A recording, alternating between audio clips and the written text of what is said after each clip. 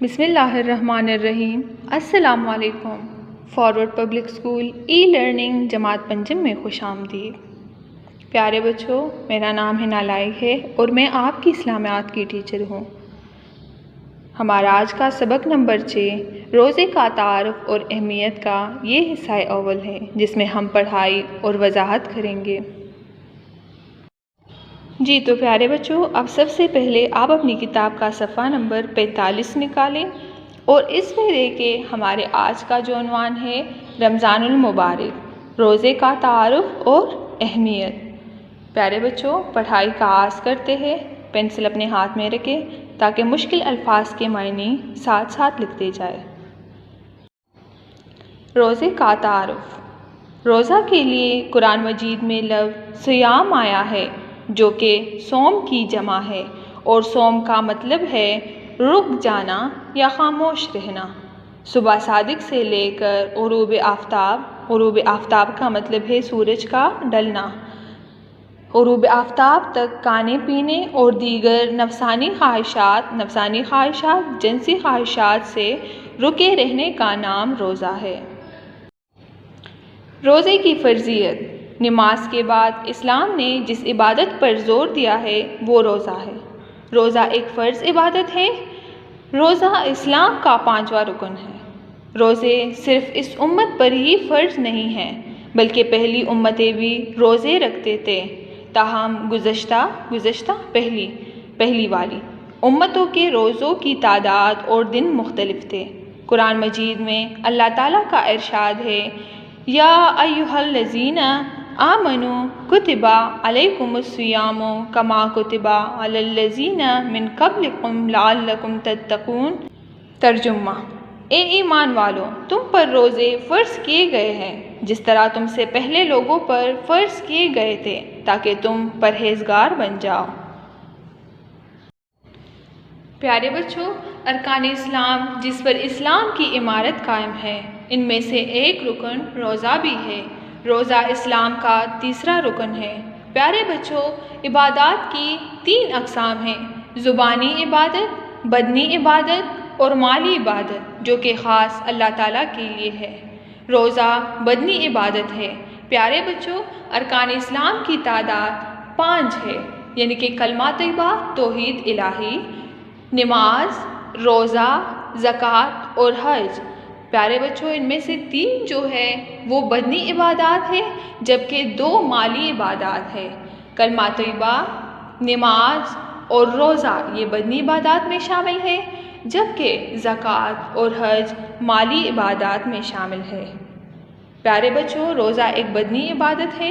روزے کا ذکر قرآن مجید میں بھی ہے، جس کے لیے لفظ صوم یا صیام استعمال ہوا ہے، جس کے معنی رک جانے کے ہے۔ پیارے بچوں، اب قرآن مجید میں روزے کے بارے میں مکمل تفصیل موجود نہیں، جس کے لیے ہم سنت نبوی کی طرف رجوع کرتے ہیں۔ اب سوال یہ پیدا ہوتا ہے کہ روزہ کیسے رکھا جائے؟ تو پیارے بچوں، صبح صادق سے لے کر غروب آفتاب تک کھانے پینے اور دیگر نفسانی خواہشات سے رکے رہنے کا نام روزہ ہے۔ اسلام نے نماز کے بعد جس عبادت پر زور دیا وہ روزہ ہے۔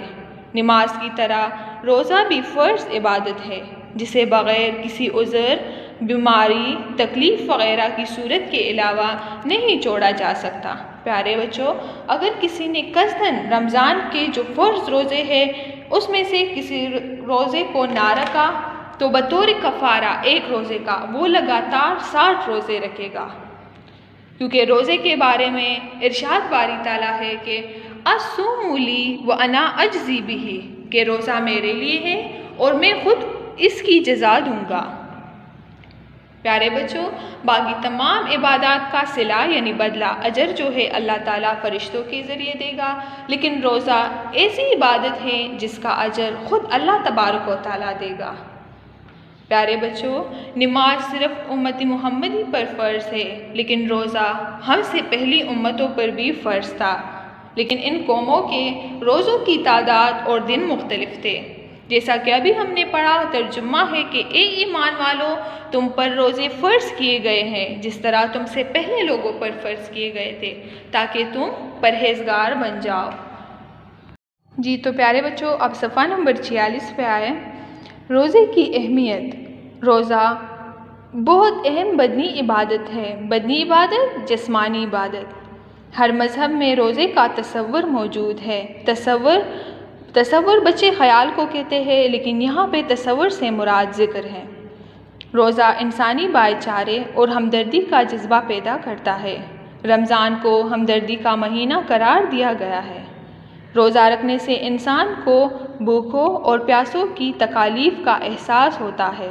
تکالیف بچے تکلیف کی جمع، اور ان کے لیے ہمدردی کا جذبہ پیدا ہوتا ہے۔ روزہ جسمانی صحت کو درست رکھتا ہے اور اسے بیماریوں سے بچاتا ہے۔ روزہ دار کے لیے اللہ تعالیٰ نے بہت اجر رکھا ہے۔ اجر، بدلہ۔ حضور صلی اللہ علیہ وآلہ وسلم نے فرمایا کہ اللہ تعالیٰ کا ارشاد ہے، روزہ میرے لیے ہے اور میں خود اس کا بدلہ دوں گا۔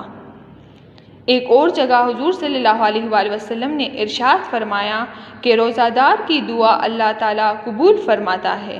حدیث شریف میں ہے کہ جنت کے 8 دروازے ہیں، جن میں ایک دروازے کا نام ریان ہے، جس سے صرف روزہ دار داخل ہوں گے۔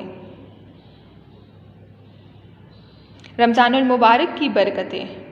رمضان کا مہینہ سب مہینوں سے افضل اور برکت والا ہے۔ افضل، بہتر۔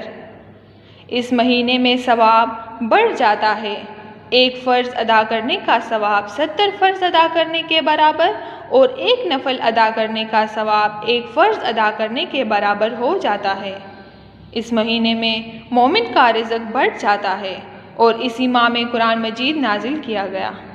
رمضان المبارک میں ایک رات ایسی ہے جو 1000 مہینوں سے افضل ہے۔ افضل، بہتر، جیسا کہ قرآن مجید کی سورۃ القدر میں ارشاد ربانی ہے۔ ترجمہ: بے شک ہم نے اس قرآن کو شب قدر میں نازل کیا، اور تمہیں کیا معلوم کہ شب قدر کیا ہے؟ شب قدر 1000 مہینوں سے بہتر رات ہے۔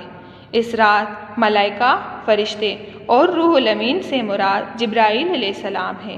اللہ تعالیٰ کے حکم سے اترتے ہیں۔ سلامتی ہے یہ رات طلوع فجر تک، طلوع فجر صبح ہونے تک۔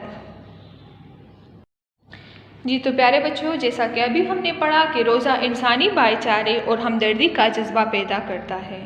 روزہ رکھنے سے انسان کو بھوکوں اور پیاسوں کی تکالیف کا احساس ہوتا ہے، اور ان کے لیے ہمدردی کا جذبہ پیدا ہوتا ہے۔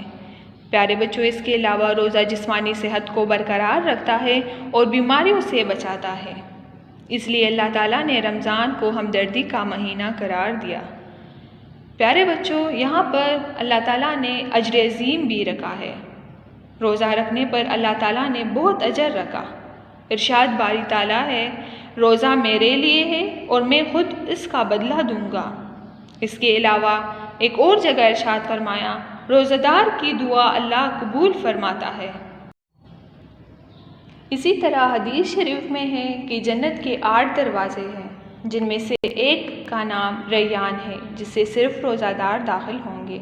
پیارے بچوں، کیا آپ کو معلوم ہے کہ رمضان المبارک کو اللہ تعالیٰ نے اپنے بندوں کے لیے ایک سنہری موقع قرار دیا، کیونکہ رمضان المبارک کا مہینہ ثواب کمانے اور مغفرت کے لیے سنہری موقع ہے۔